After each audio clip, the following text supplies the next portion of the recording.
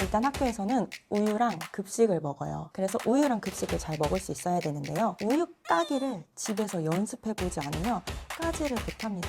그리고 배변 관련해서는 대변을 굉장히 걱정하시는 것 같아요. 그런데 소변에도 걱정할 부분이 있습니다.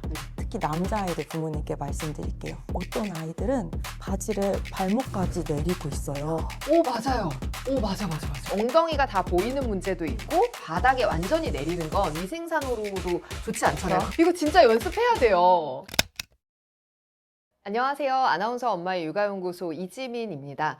아이가 초등학교에 입학하면서 우리 아이가 학교에 잘 적응할 수 있을까? 들어가기 전에 어떤 준비들을 하면 좋을까 궁금하신 분들, 오늘 여기에 실질적인 도움을 주실 수 있는 분을 모셨습니다. SNS 5만 팔로워의 알파맘 이혜린 선생님입니다. 안녕하세요. 안녕하세요. 저는 서울시 교육청 소속 교사이고 현재 SNS 활동을 하면서 학부모님들께 우리 아이들의 학교생활 적응을 돕는 다양한 자료를 나누고 있습니다. 초등학교 입학을 앞두고 우리 아이 잘할 수 있을까? 저도 좀 걱정을 많이 했었던 것 같은데 1학년 교실 풍경은 좀 어떤가요? 대부분의 부모님이 걱정하시는 거는 아이들이 자기 몫을 해낼까 이 부분이잖아요. 맞아요. 그런데 정말 걱정하지 마세요. 아이들은 대부분 의욕이 넘치고요. 궁금한 것이 있으면 선생님께 물어서 다 해결해내요. 그리고 굉장히 작은 역할이라도 해보고 싶어 합니다. 그래서 1학년 아이들이 내 몫을 잘 해낼까? 그런 부분은 걱정하지 말고 아이한테 맡겨두셔도 될 것 같아요. 집에서 입학 전에 이 부분 좀 꼭 챙겨서 연습해 주세요 하는 5가지가 있다고요. 첫 번째로는 듣는 힘 기르기, 두 번째로는 입식 생활에 익숙해지도록 하는 거, 세 번째로는 양손잡이를 만드시는 거고요, 네 번째로는 의사 표현하는 연습, 마지막으로는 자기를 단장할 줄 아는 방법을 가르치시면 좋아요. 첫 번째로 듣는 힘 기르기에 대해서 얘기해 드릴게요. 아이들이 듣는 힘은 굉장히 약하고 자기 하고 싶은 말만 하는 경향이 있어요. 교실에서의 공부는 선생님의 지도 하에 이루어지잖아요. 그래서 선생님이 지시하시는 것들을 듣고 그대로 행동할 수 있어야 돼요. 요즘은 아이들이 적기 때문에 사실 우리의 생활이 아이 위주로 돌아가잖아요. 그래서 부모님이 대화를 하시다가도 아이가 엄마, 아빠 부르면 바로 아이의 말에 응답하게 돼요. 그런데 이걸 잠시 멈추시면 좋습니다. 아이가 자기가 할 말이 있다 하더라도 부모님이 어떤 대화를 하시는지 상황을 보고 내용을 들어보고 그 다음에 자기의 할 말을 하는 것이 좋아요. 자기 말만 하는 아이는 듣지 않고 내 말만 계속하고 내가 얘기할 것만 생각하고 있잖아요. 그래서 막상 발표를 시키면 앞에 아이들이 다 말한 거를 똑같이 반복하는 경우가 많아요. 그런데 잘 듣는 아이는 오히려 말의 양이 적지만 발표를 잘해요. 앞에 친구들의 것을 듣고 거기서 나오지 않은 것, 나만이 생각해낸 것, 그걸 발표하기 때문에 훨씬 발표 잘하는 아이가 되는 거예요. 그래서 듣는 힘을 길러야 되고요. 두 번째로 중요한 건 입식 생활에 익숙해지는 거예요. 이제 학교라는 공간은 더 이상 바닥에 앉을 만한 곳이 없어요. 그러니까 아이가 이 입식 생활에 익숙해져서 자기 책상 안에서 앉아서 생활하는 것, 물건들을 땅에 내려놓지 않고 책상 위에 올려놓고 생활하는 것, 그런 게 중요합니다. 그래서 가정에서도 책상과 의자 준비해 주시고 없으시다면 그냥 식탁에서 하셔도 돼요. 공부나 보드게임 같은 거, 놀이 같은 거, 색종이 접기 이런 거 할 때 바닥에 다 배 깔고 하잖아요. 그러지 않고 책상에 앉아서 식탁에 앉아서 하는 버릇 들여주시면 좋을 것 같아요. 세 번째는 양손잡이를 만들어 달라고 말씀드렸잖아요. 이 양손잡이는 오른손잡이, 왼손잡이를 말하는 게 아니고요. 두 손을 사용해서 공손하게 행동하는 아이가 되도록 가르치시라는 말씀이에요. 아이들이 생각보다 검사를 받을 때 한 손으로 팔랑팔랑 거리면서 오는 아이들이 많습니다. 물론 선생님은 이해해요. 이해는 하면서도 뭔가 예절이 약간 부족하다는 인상, 이 드는 것은 어쩔 수 없어요. 그래서 아이가 양손으로 존중하는 태도로 공손하게 드리는 거, 이런 거 연습시키면 좋습니다. 네 번째로는 의사표현 연습이에요. 학교에는 자기의 말을 대신 전달해줄 누군가가 존재하지 않아요. 할 말이 있다면 자기가 직접 전달해야 되는 거예요. 그런데 이거를 잘 못하는 아이는 화장실이 급한 상황에서 어려움 겪을 수도 있고요. 친구 관계에서도 갈등의 요소가 되기도 해요. 남들보다 약간 부끄럽거나 아직 익숙하지 않은 공간에서 말하기가 어렵기 때문에 그런 것 뿐인데도 아이들 간엔 오해가 생기더라고요.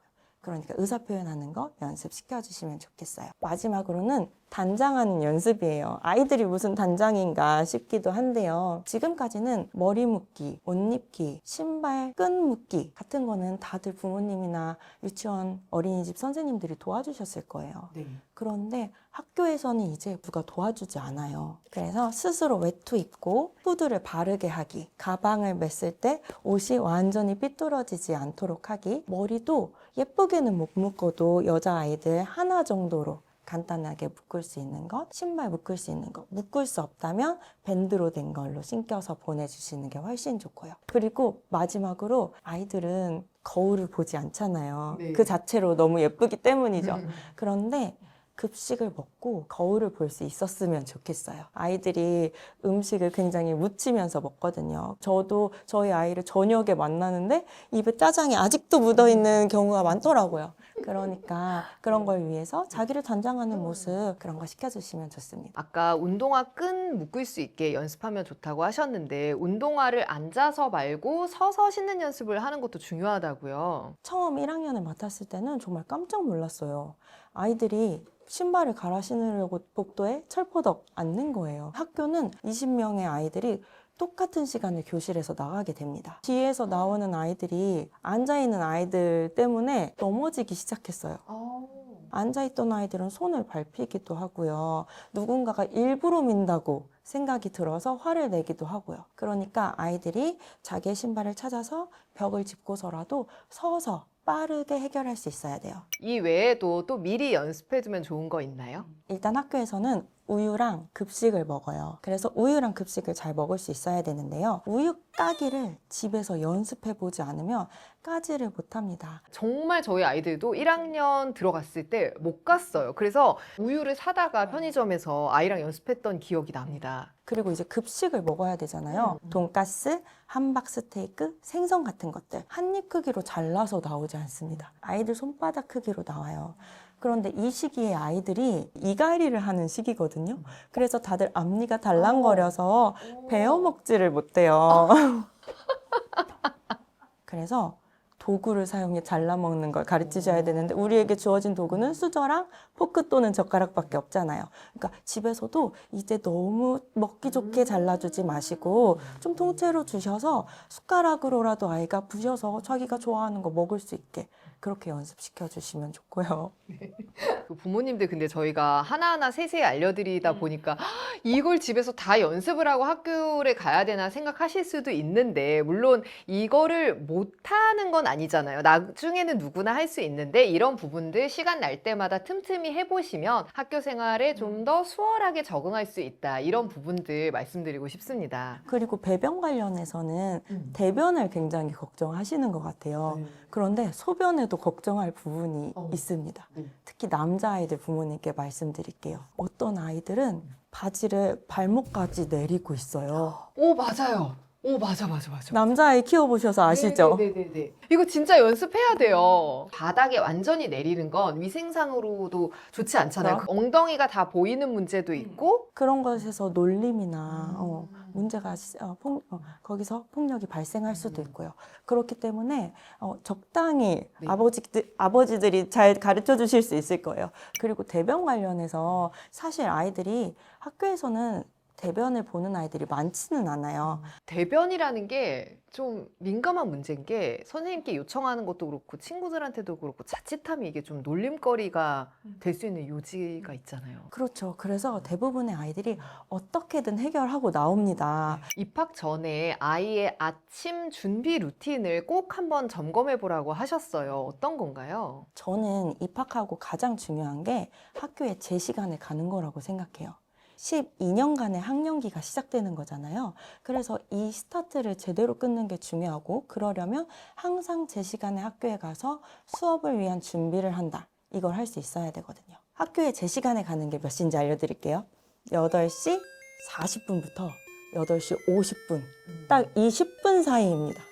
그 전에 가면 선생님이 출근을 안 하셨을 수도 있고 아이들끼리 안전 문제가 생길 수도 있고 또 너무 기다리는 시간이 많아서 지루해져서 떠드는 아이가 될 수도 있어요. 그리고 50분을 넘겨서 들어가면요.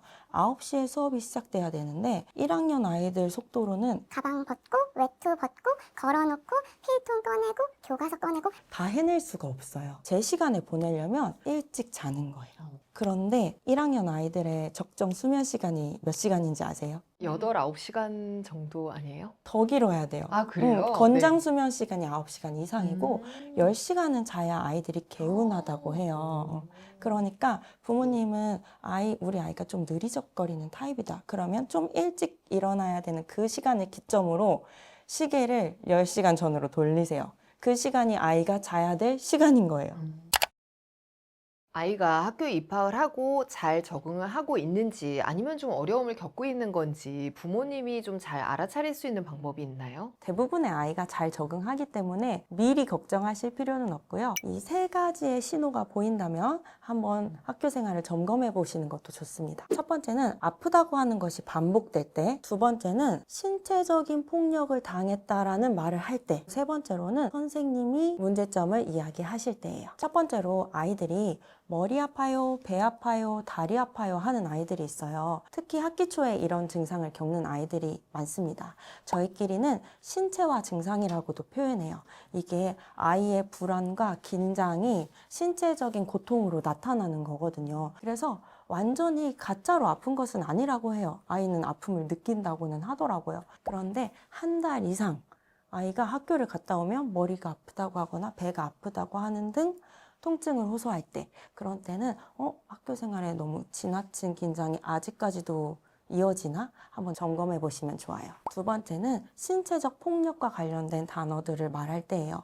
맞았어, 때렸어, 밀쳤어 등과 같은 낱말이 나오면 한번 주의해서 들어보셔야 되는데요. 이게 다 문제가 되진 않아요. 아이들은 스치기만 해도 때렸다고 생각하고 누가 지나갈 때 닿았으면 밀쳤다라고 생각하거든요. 그 아이는 전혀 그럴 의도가 없었다 하더라도 자기 상황만 보기 때문에 그래요. 그런데 반복적으로 그런 말을 한다거나 똑같은 아이에게 당했다고 한다면 선생님과 한번 상담해 보시는 것도 고려해 봄직합니다. 그리고 마지막은 선생님이 아이가 개선돼야 될 부분을 말씀하실 때예요. 그런데 많은 부모님들이 좀 오해하시더라고요. 우리 아이를 짧게 보셔서 오해하셔서 그런 것 같다, 이렇게 생각하시는 분도 많은 것 같아요. 그런데 선생님은 정말 많은 아이들을 보아온 경험이 있으십니다. 그렇기 때문에 선생님이 개선해야 된다고 말씀하시는 부분들은 분명히 다른 아이들과는 구별되는 특징이 보이기 때문일 거예요. 그러니까 선생님이 어떤 걱정거리를 말씀하시면 한번 아이의 생활을 점검해 보시면 좋겠습니다.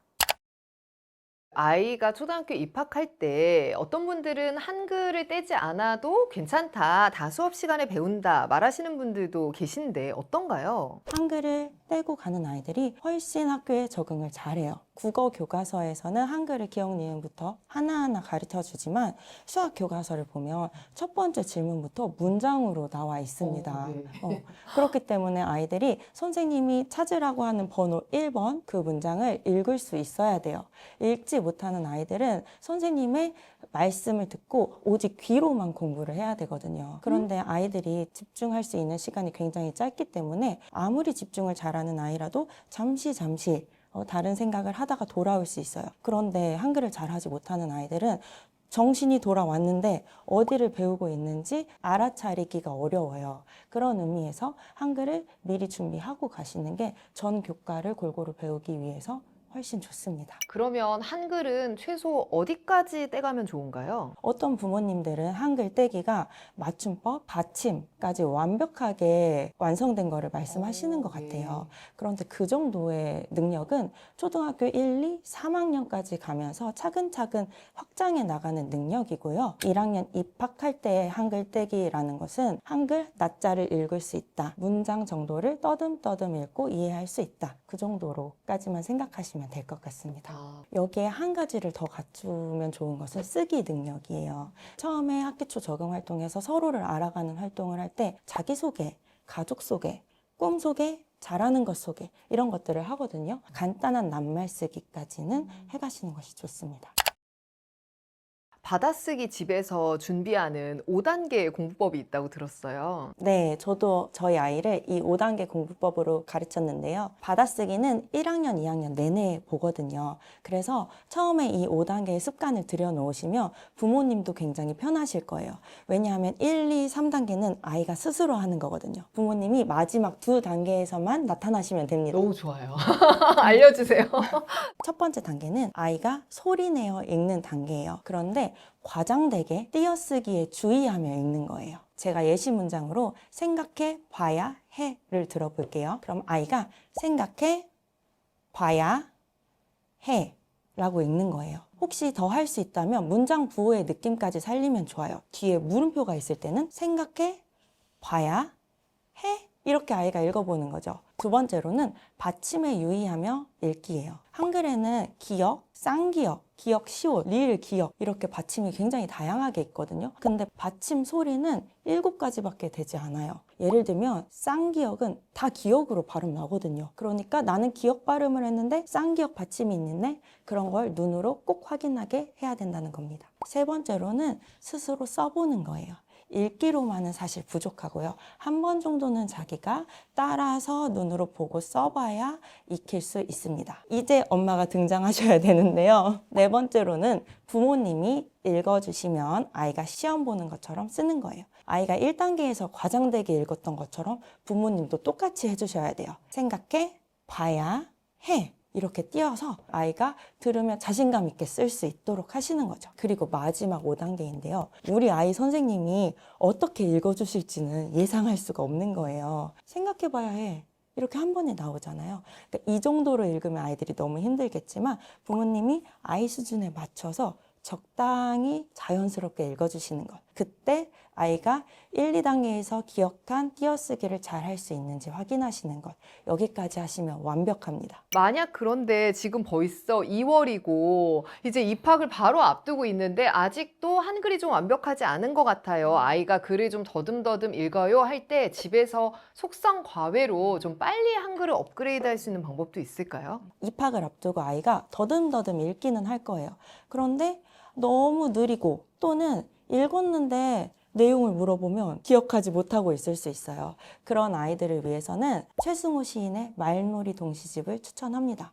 바로 동화책 같은 거를 읽어보라고 하지 마시고 행이 짧게 되어 있는 동시들을 먼저 읽히시는 게 좋습니다. 한 줄을 더듬더듬 읽었을 때 의성어, 의태어가 많기 때문에 재미있네? 이런 느낌. 그래서 더 읽고 싶다라는 느낌이 일단 한글에 대한 즐거움 느낄 수 있고요. 그리고 행이 짧기 때문에 의미를 아무리 더듬더듬 읽는 아이라 하더라도 금방 파악할 수 있어요. 네, 너무 좋네요. 그 마지막으로 아이의 첫 초등학교 입학을 앞둔 학부모님들께 하시고 싶은 말씀이 있으시다면? 우리 아이는 혼자 하는 능력이 좀 부족해요 하고 많이 걱정들 하시잖아요. 그런데 아이들은 못하는 게 아니고 안 해봐서 못하는 거예요. 아이가 학령기에 접어든 만큼 집에서도 그에 걸맞게 아이가 스스로 생활하는 능력을 많이 키워주시면 좋겠습니다. 네. 오늘 현직 초등학교 선생님 모시고 학교 들어가기 전에 집에서 챙겨보면 좋을 것들에 대해서 세세하게 알아봤습니다. 오늘 영상 많이 도움이 되셨다면 좋아요 눌러주시고 또 구독, 또 댓글도 많이 반응 남겨주시면 저희 영상 제작에 큰 도움이 됩니다. 네, 오늘 함께 해주셔서 감사합니다. 알파맘 이혜린 선생님이셨습니다. 고맙습니다. 감사합니다. 네.